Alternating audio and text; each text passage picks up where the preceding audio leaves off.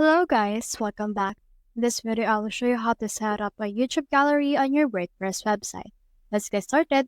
So in order to do that, we need to add a plugin. So click on the search plugin right here and let's search in here for a YouTube gallery. So let's search in here for that, and then from in there, you should be able to see some search results related to this one. In here, you can see this video gallery right here. Click on this install now, and then as you can see, it will install. Now, once it's done installing, you should be able to head over and activate it. So let's head over and activate it right here. And then once you have done that, it will activate this particular plugin.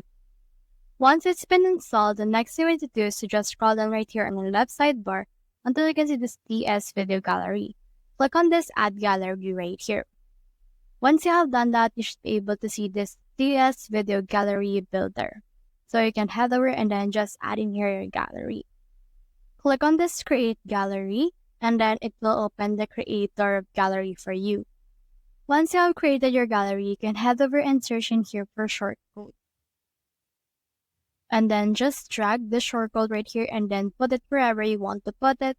And then from in there, just add in here the shortcode provided to you by the TS Video Gallery Builder.